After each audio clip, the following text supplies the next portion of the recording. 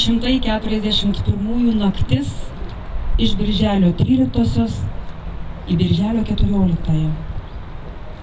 13 vakarą į numatytas vietas buvo sutrauktos susisiekimo priemonės ir operatyviniai darbininkai. Jie smulkmeniškai buvo informuoti, kaip vykdyti ištrėmimo operaciją ir dar prieš saulėtekį išvyko į darbą. Be jokio pranešimo ar įspėjimo, be teismo. Nakčia ir slapta prasidėjo žmonių trėmimas.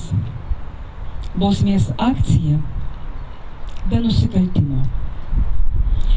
Šiandien minime 84 metus. Mėly Lietuvos žmonės, šiandien susirinkome čia, kad prisimintumėm ir pagerbtumėm tuos, kuriems 1941 metų birželis tapo gyvenimo lūžio keliu. Skausmo, netekties, o kartu ir vilties pradžia. Prieš minėdami gedulą vilties dieną prisimename juodąjį birželį, kai prasidėjo pirmieji trėmimai masiniai Lietuvos gyventojų į Sibirą. Tai buvo vienas iš daugelio brutalių sovietinio režimo represijų, nukreiptų prieš mūsų tautą, prieš jos laisvę, prieš žmonių orumą. Tūkstančiai nekaltų žmonių, vyrų, moterų, senolių buvo prievarta atplėšti nuo savo namų, savo artimųjų, gimtosios žemės ir ištremti į nežinomybę. Jie buvo ištremti už tai, kad gyveno dorai, už tai, kad mylėjo Lietuvą, už tikėjimą, už meilę savo artimui. Daugelis jų niekados negrįžo. Tačiau šio žiaurumo akivaizdoje gimė tai, kas amžinai liko mūsų atmintyje – viltis. Net šaltyje, bado, kančios akimirkos žmonės tikėjo, kad Lietuva prisikels, kad Lietuva bus laisva. Ir šiandien esame laisvi. Kad už tai gal turim dėkoti, kad tūkstančiai žmonių neįsižadėjo savo tėvynės, savo tautos. Jų išgyventa kančia tai mūsų valstybės pamatas, juodasis birželis. Tai ne tik istorijos faktas, bet ir mūsų atsakomybė ir prisiminimas, kad laisvė nėra savaime duodama, kad laisvę reikia iškovoti.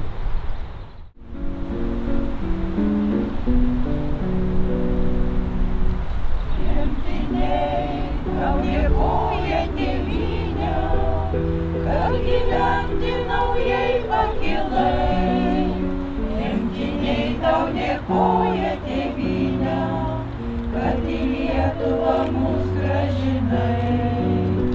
Mes sugrįžom iš tolimo Sibiro, nors pavirtę lengva dulkele, ir priglūdom prie tėviškės žemės, kad pražystume čia gilele. Mes sugrįžom iš tolimo Sibiro, nors pavirtę lengva dulkele, ir priglūdom prie tėviškės žemės, kad pražystume čia gilele.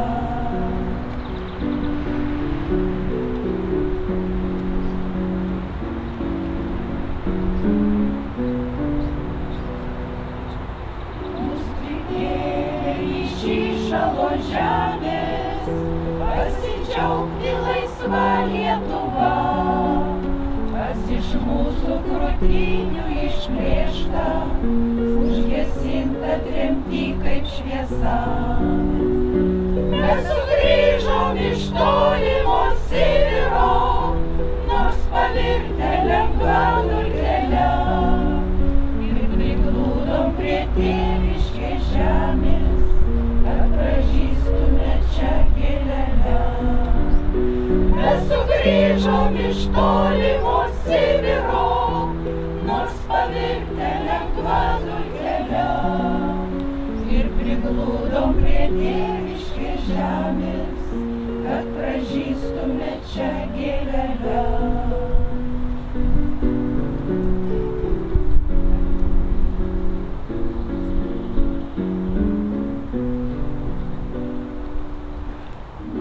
tik mūsų kauleliai sugrįžta, neatgyja kaip žemė laisva. Nepalikit nei vieno tremtyje, mums be galo ši žemė miela. Mes sugrįžom iš tolimo Sibiro, nors pavirtę lengva dulkele. Ir priglūdom prie tėviškės žemės, kad pražystume čia gilelę. Mes sugrįžom iš tolimo Sibiro, nors pavirtę lengva dulkele. Ir priglūdom prie tėviškės žemės, kad pražystume čia gilelę.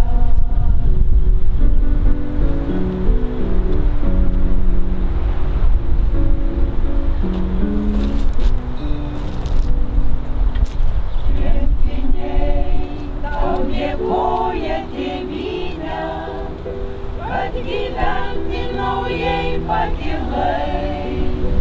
Tremtiniai tau dėkoja tėvynę, kad į Lietuvą mus grąžinai.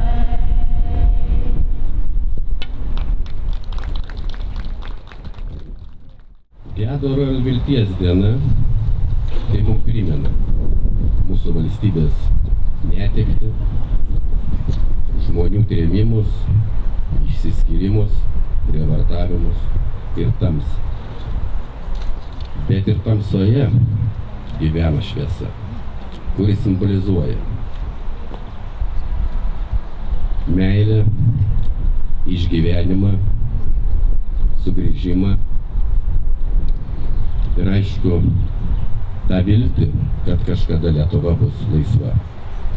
Tai noriu visiems palinkėti, saugokime laisvę, saugokime namus ir aišku vieni kitus. Ačiū labai. Prašau tylos minutę pagerbti negrįžusių, žuvusių už Lietuvos laisvę, buvusių tremtinių, politinių kalinių, jau išėjusių anapilin atminimą.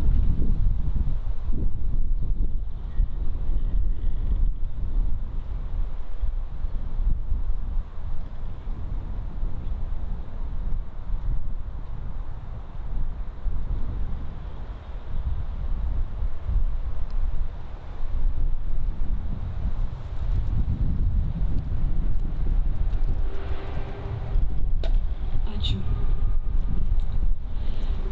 Thank you.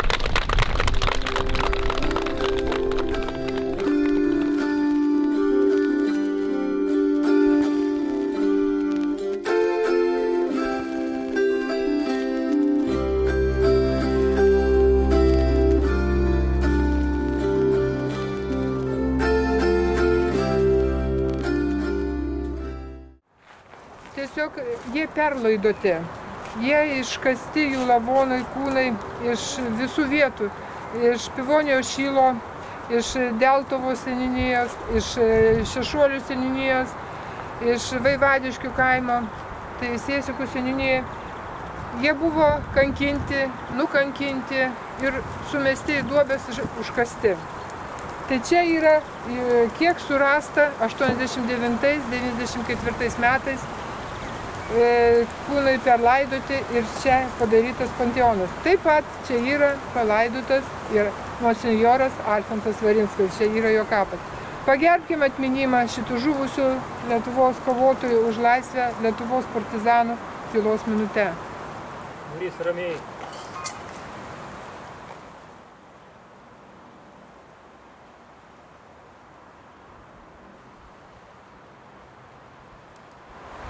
Ačiū.